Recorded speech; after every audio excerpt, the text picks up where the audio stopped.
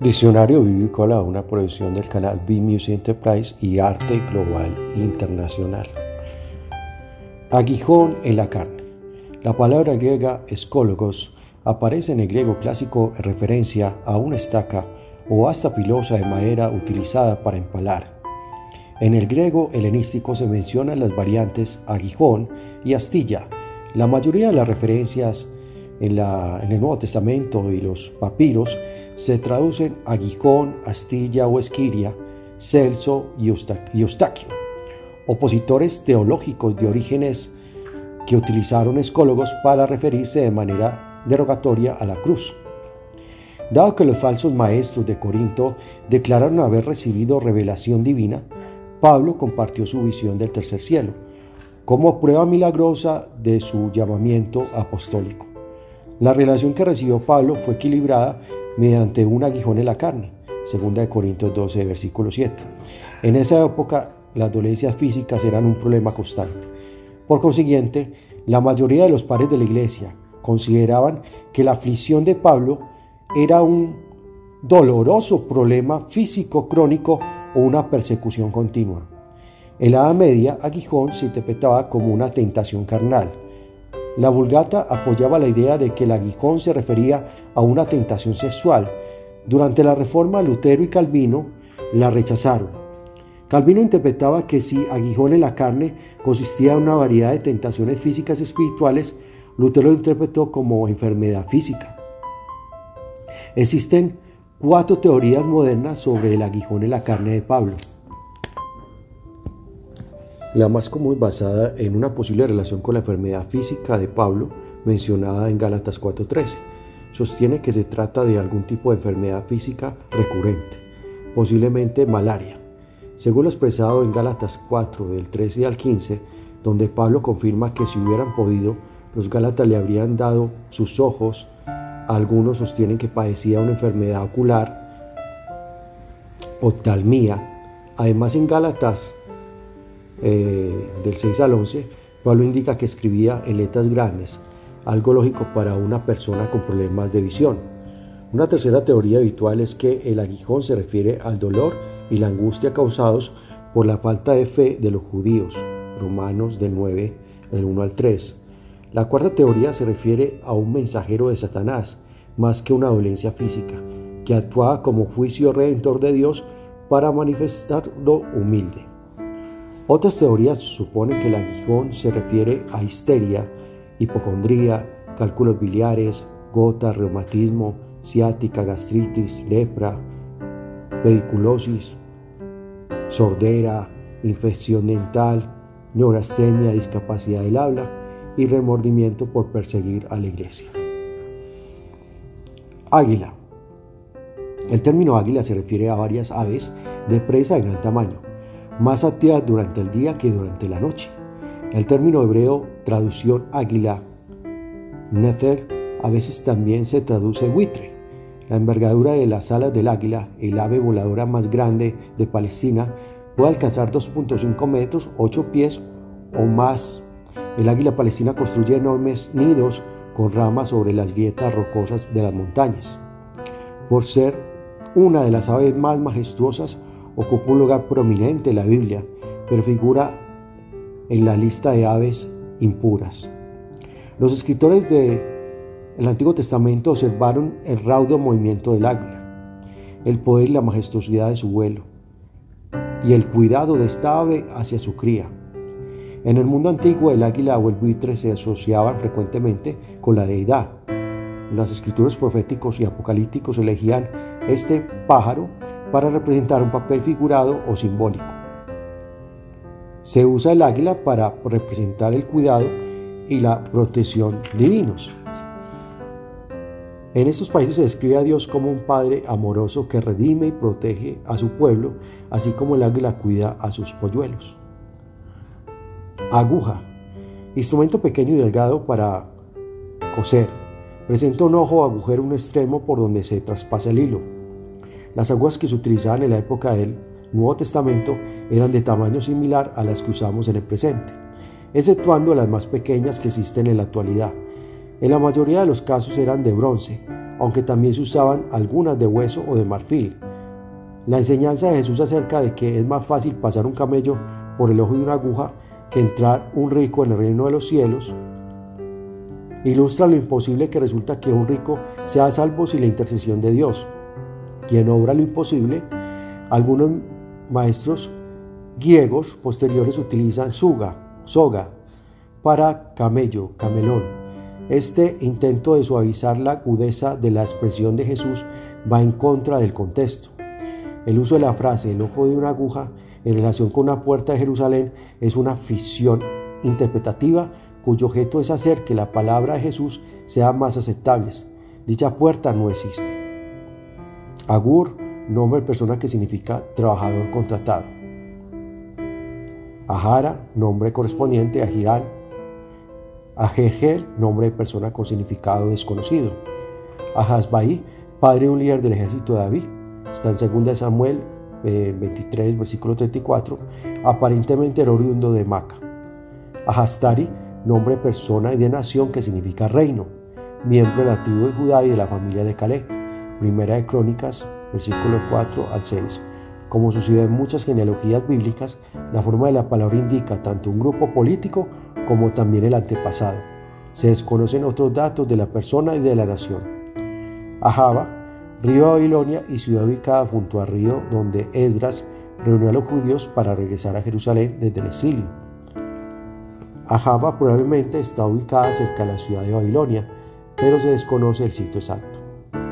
Asban, nombre de persona que significa el hermano es sabio o el hermano es creador, miembro de la familia de Jerameel. Ajer, nombre de persona que significa otro, miembro de la tribu de Benjamín. Podría ser otra manera de escribir a Hirán. Ají, nombre de persona que significa mi hermano. Primero, miembro de la tribu de Gat, que vivía en Galat. Y segundo, miembro de la tribu de Aser. Ahián, nombre de persona de significado incierto, uno de los 30 soldados valientes de David. Ahián, nombre de persona que significa hermanito, miembro de la tribu de Manasés. Ahías, nombre de persona que se traduce de varias maneras en hebreo y español y que significa mi hermano es Yahvé. Primero, sacerdote de la familia de Elí en Silo. Le llevó el arca de Dios a Saúl. Segundo, escriba de Salomón. Tercero, profeta de Silo que rasgó sus vestiduras en 12 partes y le dio 10 a Jeroboam como señal de la decisión de Dios de dividir el reino después de la muerte de Salomón. Más tarde, cuando el hijo de Jeroboam se enfermó, el profeta ciego reconoció a la esposa del rey por la palabra de Dios. Anunció el final del reinado de Jeroboam y de su dinastía. En 2 de Crónicas 9:29 se refiere a un profeta de Ahías en forma escrita. Cuarto, padre del rey Basá de Israel, perteneciente a la tribu de Isaacar. Quinto, hijo de Jerameel. Sexto, hijo de Ahod, de la tribu de Benjamín, oficial en Geba. Séptimo, uno de los 30 héroes militares de David, cuya casa estaba en Pelión. La lista correspondiente de 2 de Samuel 23, versículo 34. Menciona a Elián, hijo de Ahitofel, Gilonita. Octavo, cantor del pacto de Nehemías para obtener la ley de Dios. Noveno, el texto hebreo de 1 de Crónicas 26:20 dice que Ahías, levita, estaba a cargo de los tesoros del templo bajo el reinado de David. La Septuaginta sugiere que se lea a Cheben, sus hermanos o parientes. Ahicán, nombre de persona que significa mi hermano se puso de pie, hijo de Satán, escriba de Josías. Le llevó a la profetisa judía el libro de la ley que se encontró en el templo para que discerniera la voluntad de Dios. Su hijo Gedalías lideró duramente un lazo breve a los judíos que quedaron en Judá después de que Nabucodonosor destruyera Jerusalén, tras lo cual los rebeldes lo asesinaron. Ahicam protegió a Jeremías cuando el rey Joacim quiso matar al profeta. Más tarde su hijo también protegió a Jeremías. Ahiezer, nombre de persona que significa mi hermano os ayuda. Primero, ayudante de Moisés en el desierto perteneciente a la tribu de Dan. Era quien llevaba las ofrendas de la tribu y guiaba a la tribu durante la marcha. Segundo, jefe guerrero que se unió a David en Siglat. Era ambidestro y representaba a Benjamín, la tribu de rey Saúl, que amenazó a David. Ahilud, nombre de persona que significa nace un hermano, padre de Josafat, cronista de la corte de David, que mantuvo su puesto bajo el reinado de Salomón. Probablemente el mismo Ahilud fue padre de Bana, oficial de Salomón, enviado a la provincia que rodeaba a Tanat, Megido y Beth-Serán para obtener provisiones para la corte. Ahiamás, nombre de persona con significado incierto, tal vez hermano de enojo, o mi hermano es consejero, no es consejero, o es consejero. Primero, suegro de Saúl. Segundo, hijo de Sadoc, uno de los sacerdotes de David. Sirvió en la corte como uno de los mensajeros secretos de David cuando Absalón se rebeló y condujo a su padre fuera de Jerusalén. Una vez tuvo que esconderse en un pozo para que no lo encontraran. Era un corredor veloz que sobrepasó al etíope para llevarle las noticias a David, pero no le informó acerca de la muerte de Absalón. Tenía reputación de hombre de bien. Tercero, uno de los 12 oficiales colocados a la cabeza de las provincias de Salomón estaba a cargo de Neftalí. Se casó con Basemat, hija de Salomón. Puede ser el mismo que hijo de Sadoc. Ahimán, nombre de persona de significado incierto. Primero, uno de los gigantes de Anat, Caled, sacó de Hebrón a él y a sus 2 hermanos, donde la tribu de Judá mató a los 3 hermanos, levita y portero del templo. Ahimelech, nombre de persona que significa mi hermano es rey. Ahimelech, ver Abimelech. Ahimor, nombre de persona que significa literalmente mi hermano es muerte o mi hermano es Mor, Dios de muerte. Annadak, nombre de persona que significa mi hermano se ha consagrado o mi hermano es noble, uno de los oficiales de las 12 provincias de Salomón que suplió de provisiones a la corte real de Mahanaim. Ahinoam, nombre de persona que significa mi hermano es misericordioso. Primero, esposa del rey Saúl. Segundo, esposa de David proveniente de Jezreel, que vivió con él bajo los filisteos en Gálatas 27:3, cuando los amalecitas lo capturaron a ella y a Abigail. La otra esposa de David, el pueblo, amenazó con apedrearlo. David obedeció la palabra de Dios, derrotó a los amalecitas y recuperó a sus esposas y a los otros cautivos. Después de Ahinoam se trasladó con David a Hebrón, donde el pueblo lo coronó rey.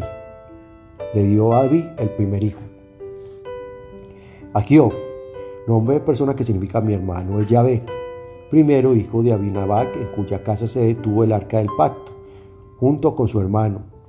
Usa condujeron un carro y un buey para trasladar el arca. Segundo, miembro de la tribu de Benjamín, pero la Septuaginta dice sus hermanos o parientes. Tercero, miembro de Benjamín con contactos en Gabaón. Ahira, nombre de persona que significa mi hermano es amigo, líder de la tribu de Neftalí bajo el liderazgo de Moisés, que presentó las ofrendas de la tribu en la dedicación del altar y los guió en las marchas en el desierto. Ahirán, nombre de persona que significa mi hermano es exaltado, hijo de Benjamín que le dio su nombre a una familia de esa tribu. Efectivamente, así es. Ahiramita, clan establecido por Ahirán. Ahisahar, nombre de persona que significa hermano del alba, miembro de la tribu de Benjamín, pero no aparece en la lista de la genealogía. En Primera de Crónicas 8. Ahisamat, nombre de persona que significa mi hermano ha sustentado, padre de Aholiab, el artesano que ayudó a Jezabel a crear las artesanías del tabernáculo del desierto. Ahisar, nombre de persona que significa mi hermano cantó, jefe del personal del palacio de Salomón. Ahitoc, nombre de persona que significa mi hermano es bueno. Primero, sacerdote, hijo de Finés y nieto de Eli que ministraba en Silo. Era padre de Ahimelech. Segundo, padre de Sadoc, sumo sacerdote bajo los reinados de David y Salomón. El nombre aparece 2 veces en la lista de sacerdotes de Crónicas, Primera de Crónicas 6, 7, 8, 11, 12 y 52. Esdras era descendiente del linaje de Ahitob. Ahitofel, nombre de persona que significa hermano en necedad, a menos que sea un intento del copista de esconder un nombre original que incluye a una deidad cananea como Ahibal, nombre del consejero David que se unió a la rebelión de Absalón en contra del rey. David oró para que su consejo fuera entorpecido y comisionó al fiel Husal para que ayudara a los sacerdotes. Se debe evitar a contrarrestar el consejo de Ahitofel.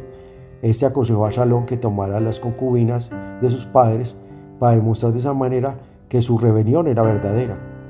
El consejo del Altísimo era famoso y se le igualaba a la palabra de Dios. No obstante, Husal, por la intervención divina, persuadió a Absalón para que no siguiera el consejo militar de Ahitofel. Ahitofel regresó deshonrado a su casa en Gilo, puso las cosas en orden allí y se ahorcó. Probablemente haya sido abuelo de Betsabé, la pareja de David en adulterio y posteriormente su esposa. Ahiud, nombre de persona que significa mi hermano es espléndido o majestuoso, líder de la tribu de Aser que ayudó a dividir la tierra prometida entre las tribus. Y segundo, con el significado de mi hermano es un asertivo, miembro de la tribu de Benjamín. Alat, nombre geográfico que significa bosque montañoso o fértil, ubicado probablemente en Kidber, el Macalí, sobre la costa del Mediterráneo, 6 kilómetros 4 millas al norte de Tiro. La tribu de Aser no lo pudo conquistar.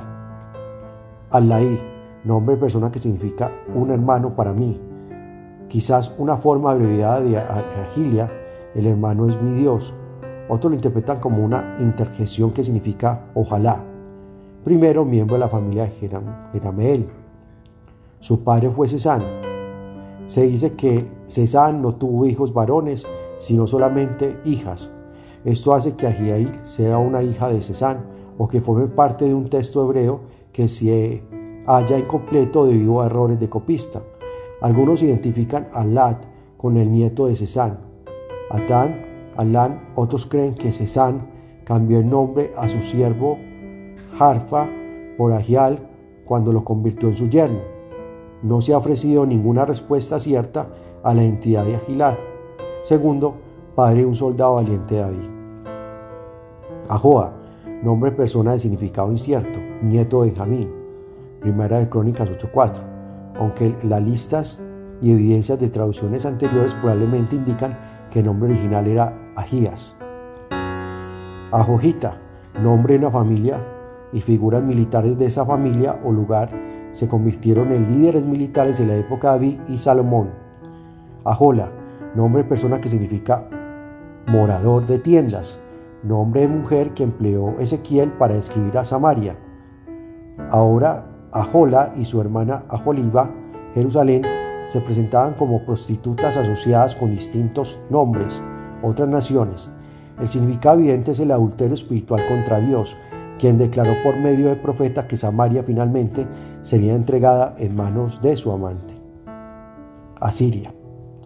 Aholiab, nombre de persona que significa tienda del padre, artesano, diseñador y bordador de la tribu de Dan, que colaboró con Bezalel en la supervisión de la construcción del tabernáculo y sus muebles. Aholiba, nombre de persona que significa adorador en la tienda, hermana menor en la alegoría, a quien se identifica con Jerusalén. El mal comportamiento sexual de estas hermanas representa la idolatría en que cayeron Israel y Judá. Aholibama, nombre de persona que significa tienda del lugar alto o morador de la tienda del buito falso. Primero, hija hebrea de Ana y esposa de Saúl. Segundo, líder edomita descendiente de Saúl. Ahorcar, método para ridiculizar, avergonzar y profanar al enemigo. Según la ley bíblica, no se consideraba medio para llevar a cabo la pena capital, aunque si la practicaban los egipcios y los persas, los israelitas, después de dar muerte a un criminal o enemigo, a veces lo colgaban de una horca o de un árbol para exponerlo al desprecio público, a fin de enfatizar desdén y señalar advertencia. Pero la ley bíblica exigía que el cuerpo fuera descolgado y sepultado el mismo día. Relata que los cuerpos de los reyes de Jaí y de los amorreos fueron descolgados y enterrados a la puerta del sol del mismo día que los colgaron. Comparar el tiempo indeterminado de exposición permitido por el faraón, los filisteos y los gabonitas. Un hombre ahorcado equivalía a una ofensa a Dios y por lo tanto profanaba la tierra. Según Josefo, historiador judío del primer siglo, todos los criminales ejecutados eran luego colgados. La Mixta prescribía la horca solo para aquellos que habían muerto apedreados. Algunos estudiosos bíblicos sostienen que el ahorcamiento solo se aplicaba a blasfemos e idólatras. Ahorcarse uno mismo se menciona solo una vez en el Antiguo Testamento y otra en el Nuevo Testamento. Ahitofel, consejero de David, se adhirió a la conspiración de Absalón, el hijo de David. Al ver que su ardid para obtener poder personal se desvanecía, puso los asuntos de su casa en orden y se ahorcó. Judas, uno de los 12 discípulos de nuestro Señor, en un esfuerzo desesperado por superar la culpa y expiar el delito de traicionar a Jesús por 30 piezas de plata, salió y se ahorcó. Dice que cayó de cabeza y se reventó, posiblemente cuando la soga se cortó. Ahumaí, nombre de persona que significa un hermano es o hermano de agua, miembro de la familia de los soratitas de la tribu de Judá. Ahuzán, nombre de persona que significa su capitación o su propiedad, miembro de la tribu de Judá. Ahuzat, nombre de persona que significa eso captado o propiedad, oficial que acompañó a Ahimelech, rey de los filisteos, para hacer un pacto de paz con Isaac, llamado literalmente amigo del rey. Probablemente haya ocupado una función como el consejero real más íntimo. Ain, nombre geográfico que significa ojo o corriente de agua. Se utilizaba a menudo como la primera parte de un nombre geográfico, indicando así la presencia de una fuente de agua. El español utiliza frecuentemente el nombre como primera parte de nombre de este tipo, Berendor como ejemplo, y primer lugar de la frontera oriental de Canaán. Su ubicación es incierta. Segundo, ciudad del sur de Judá, que pertenecía a Simeón, pero que se designó como morada de los levitas a quienes no se les había asignado tierras. Esta significación sería correcta a menos que se refiriera a San, tal como aparece en algunos manuscritos de Josué. Aire, espacio debajo del cielo según la percepción humana del universo. Algunas versiones españolas traducen el término hebreo ruat, viento, aliento, espíritu, como aire. En Job 41:16, para describir el espacio vacío entre objetos que se encuentran en la tierra. Los que estaban de duelo arrojaban polvo al aire. Los boxeadores netos golpeaban el aire en lugar de golpear a los oponentes. El hablar en lengua sin un intérprete es hablar en vano, el aire sin que nadie entienda, en un sentido teológico y simbólico. Efesios 2:2 menciona al príncipe de la potestad del aire, mostrando el poder que tiene Satanás para tentar y dominar a las personas aquí abajo. Pero la falta de ese poder en el cielo, en la segunda venida, los que todavía estén vivos serán arrebatados junto con los que resucitaron para recibir al Señor Jesús en el aire. El quinto ángel del Apocalipsis abre el abismo sin fondo, que al estar tan dominado por el fuego, hace que el humo que sale oscurezca al sol y el aire. Apocalipsis 9:2. El séptimo ángel derramó de su copa de destrucción en el aire, o sea, sobre la tierra. Apocalipsis 16:17. Aja, nombre de persona que imita el chillido de un halcón y que en consecuencia significa halcón. Primero, hijo de Sibeón entre las familias de Edom que descendían de Saúl. Segundo, padre de Rispa, concubina de Saúl, y abuelo de Mefiboset. Ajalón, nombre geográfico que significa lugar del siervo. Primero, ciudad y valle cercano, donde la luna quedó inmóvil ante el mandato de Josué, cerca del límite filisteo, al sur de Bejonim. Ajalón pertenecía a Dan según la distribución de las tribus, pero Dan no conquistó el territorio y se trasladó hacia el norte. Fue una de las ciudades que se les dio a los levitas en Dan. Los amorreos lograron un control temporal, pero las tribus de José los sometieron para que pagaran tributo. Saúl y Jonatán ganaron una batalla entre Mismas y Ajalón. En tiempos poseselíticos, los escritores de las crónicas reconocieron a Ajalón como una ciudad de la tribu de Benjamín que derrotó a Gat. Rocán, el hijo de Salomón, había fortificado a Ajalón. El rey Acaz les pidió ayuda a los asirios porque los filisteos habían tomado a Jalón y otras ciudades. Por lo tanto, era una ubicación militar importante de la frontera occidental de Judá. Ajalón está situado en la moderna Yalo, alrededor de 22 kilómetros 14 millas de Jerusalén. Segundo, Elón, juez de la tribu de Zabulón, fue sepultado en una Ajalón localizada al norte, cuya ubicación puede ser Tel Ebulmet. Ajelezahar, instrucción musical en el título del Salmo 22, que literalmente puede significar sierva de la mañana. Tal vez sea el nombre de una melodía. Ajenjo, planta amarga pero no venenosa, común en el Medio Oriente. Se emplea a menudo como analogía para hablar sobre amargura y tristeza. Los profetas del Antiguo Testamento describían al ajenjo como opuesto a la justicia y la rectitud. Apocalipsis denomina ajenjo a una estrella ardiente que produce destrucción. Akenatón, faraón egipcio 1370 a 1353 a.C., originariamente denominado Amenhotep IV, produjo un cambio religioso radical al abandonar la adoración de Amón y servir a Atón, el disco solar. A menudo se hace referencia a él como el primer monoteísta, aunque es probable que no haya llegado a negar la existencia de otros dioses. Escritores egipcios posteriores lo llamaron blasfemo y criminal. Se casó con la famosa Nefertiti, conocida por su belleza, y lo sucedió su yerno Tutankamón. Trasladó la capital hacia el norte de Tebes, Akenatón, en Tel el Amarna. Durante su reinado recibió los informes y los pedidos de los gobernantes de una ciudad-estado de Palestina que los arqueólogos denominaban las cartas de Amarna. Estas demuestran la falta de unidad y armonía en Palestina con que se encontró Josué cuando entró para conquistar esta tierra. Alá, parte especializada del ave que le permite volar. La palabra se utiliza con más frecuencia en sentido figurativo con referencia a la ayuda de Dios, al juicio de Dios y a la fortaleza para regresar del exilio. Alabanza, una de las muchas respuestas de los seres humanos ante la revelación que Dios hace de sí mismo. La Biblia reconoce que los hombres y las mujeres también pueden ser objetos de alabanza, ya sea por parte de otras personas, y que los ángeles y el mundo natural son capaces asimismo de alabar a Dios. Sin embargo, la alabanza del ser humano a Dios es uno de los principales temas de la Escritura.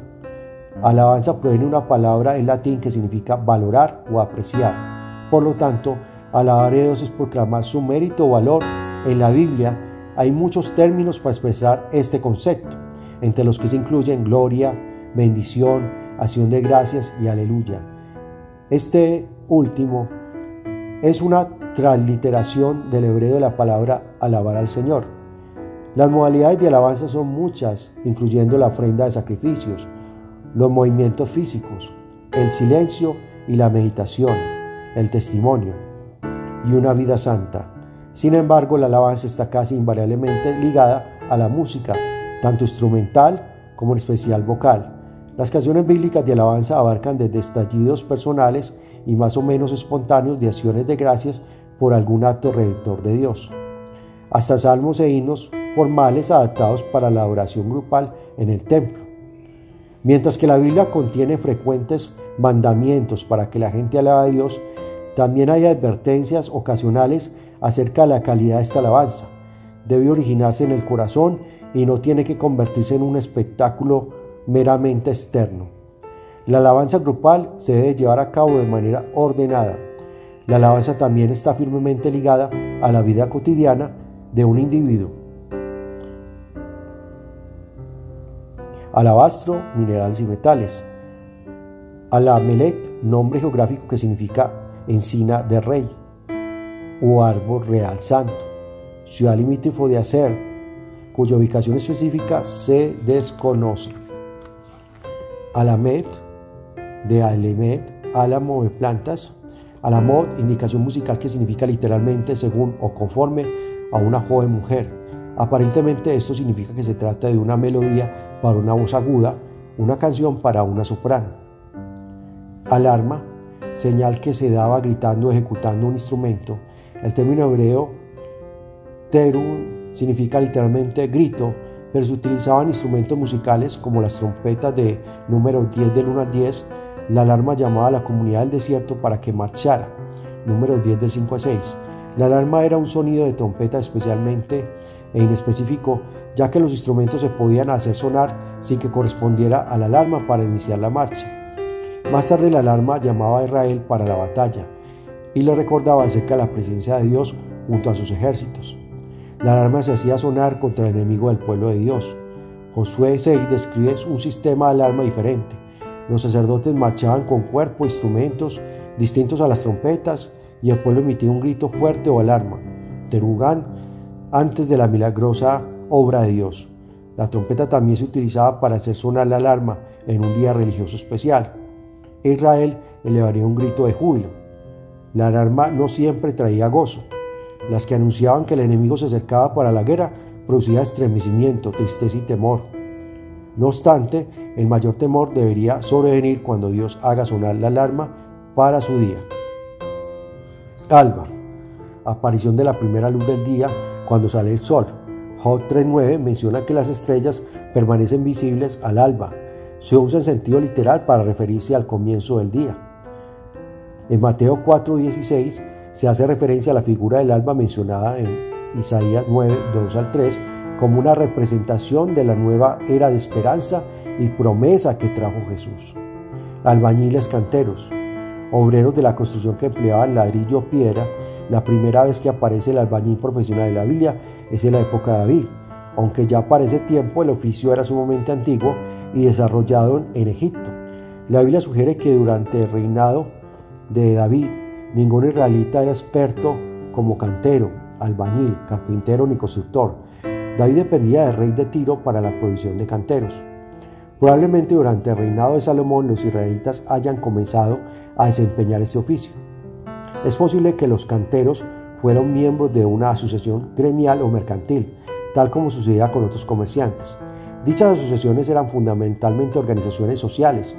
Si bien en épocas posteriores llegaron a convertirse en poderes políticos que preocupaban a los gobernantes, también era común que los miembros de un mismo oficio vivieran y trabajaran en una misma zona dentro de los pueblos y ciudades más grandes.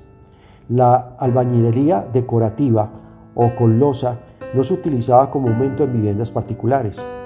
El hombre promedio construía su casa con ladrillos secados al sol que se levantaban sobre un cimiento rocoso.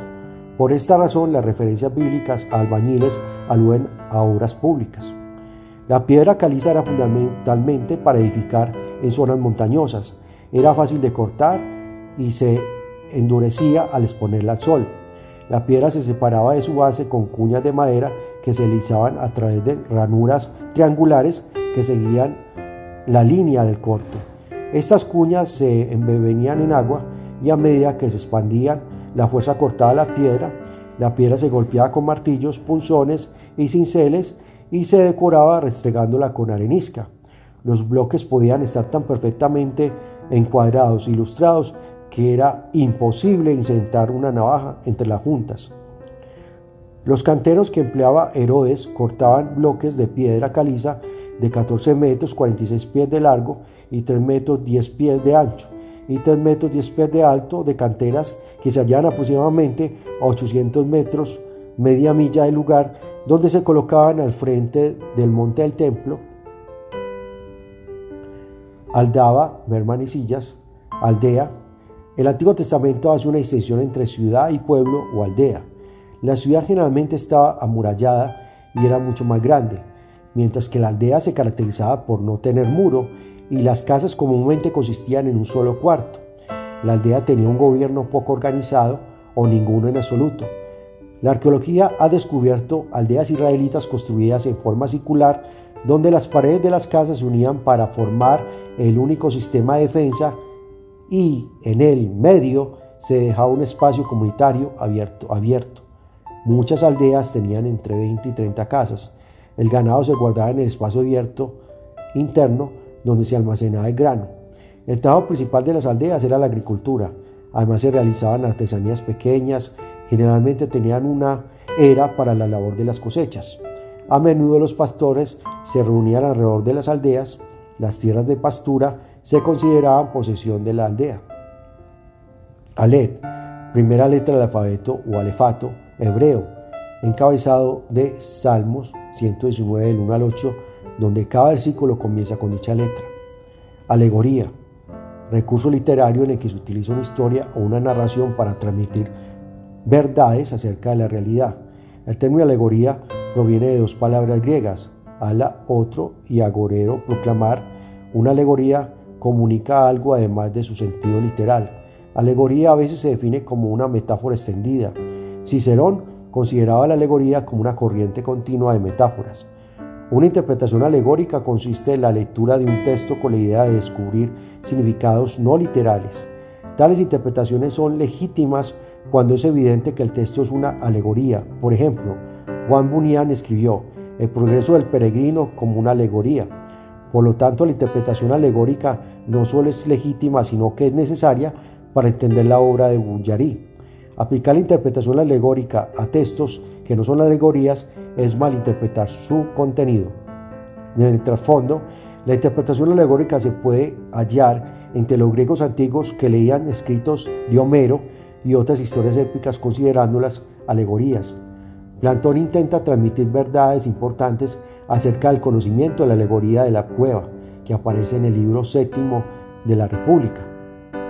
Filón, judío de Alejandría 50 a.C., fue un judío platonista que ejerció gran influencia en el rumbo de la interpretación bíblica. En su comentario sobre el Pentateuco, Filón empleó la exegesis alegórica, además del significado literal. Filón halló niveles de entendimiento más elevados que evitaban declaraciones desagradables. Otros han empleado la interpretación alegórica para hacer que el cristianismo sea compatible con otras formas religiosas, tales como la filosofía griega del movimiento de la nueva era. Inclusive existen otros que emplean el método a fin de desenterrar significados más profundos y espirituales. Clemente de Alejandría y su alumno Orígenes desarrollaron el enfoque de Filón alrededor del 200 después de Cristo. La alegoría del Antiguo Testamento. Ningún libro completo del Antiguo Testamento se escribió como una alegoría, aunque se han interpretado alegóricamente algunas porciones. Por ejemplo, el rabino Akiva, aproximadamente 50 al 132 después de Cristo, interpretó que el Cantar de los Cantares se refería alegóricamente al amor de Dios hacia Israel, en lugar de ser una colección de canciones de amor románticas. Muchos eruditos cristianos han seguido esta línea interpretando que este libro del Antiguo Testamento es un cuadro de amor de Cristo hacia la Iglesia. Por lo menos un intérprete hizo lo mismo con Esther, considerando cada uno de los personajes principales como facetas de la vida espiritual e interpretando el libro como una alegoría elaborada de la vida cristiana victoriosa.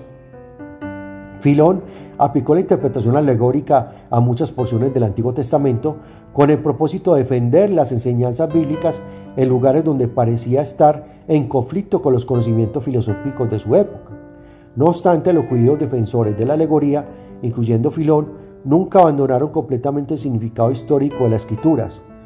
Ellos empleaban las interpretaciones alegóricas junto con las interpretaciones léxicas, históricas y gramaticales del texto. Se cuestiona que hayan sido capaces de retener la intención histórica una vez que se desviaron hacia la hermenéutica alegórica. Alegoría del Nuevo Testamento. Si bien Jesús nunca interpretó alegóricamente el Antiguo Testamento, sí efectuó interpretaciones alegóricas de algunas de sus parábolas. La interpretación de Jesús de la parábola del sembrador, Marcos 4, del 1 al 20, asigna significado simbólico a los diversos elementos de la parábola. Por ejemplo, la semilla representa la palabra y las 4 clases de suelo simbolizan las diferentes maneras en que ésta se recibe. El autor de la parábola del sembrador y la del trigo y la cizaña las presentó y las interpretó como alegorías. No obstante, la mayor parte de las parábolas no son alegóricas. Es discutible la posibilidad de que Pablo alguna vez haya utilizado una hermenéutica alegórica al tratar el Antiguo Testamento. Sí utilizó el término en una ocasión, Gálatas 4, 22 y 31, y existen otros 2 pasajes de sus escritos en los que su método de interpretación no es estrictamente léxico e histórico. Aunque Pablo utilizó la palabra alegórica en Gálatas 4, no empleó lo que se ha llegado a conocer como método alegórico, sino que más bien usó la tripología y consideró que Sara y Agar personajes históricos fueron tipos que señalaban antítipos posteriores. La interpretación tipológica es un enfoque válido que no elimina el elemento histórico del texto, como si lo hace generalmente la interpretación alegórica. Los textos de 1 Corintios 9 y 10 también presentan un enfoque tipológico. Pablo utiliza la tipología en la comparación que hace entre Adán y Cristo en Romanos 5, 12, 21. El enfoque paulino en este caso fue similar al de Mateo y citó testimonios del Antiguo Testamento acerca de Jesús para demostrar que Él fue el cumplimiento de las expectativas del Antiguo Testamento, no para sostener una interpretación alegórica carente de historicidad. En la gran mayoría de las interpretaciones específicas que Pablo hace del Antiguo Testamento, utiliza una hermenéutica normal, léxica e histórica. Los autores tienen libertad para utilizar cualquier método de comunicación que deseen a fin de exponer su concepto. Los lectores, sin embargo, deben de tener cuidado en no utilizar métodos de interpretación inapropiados.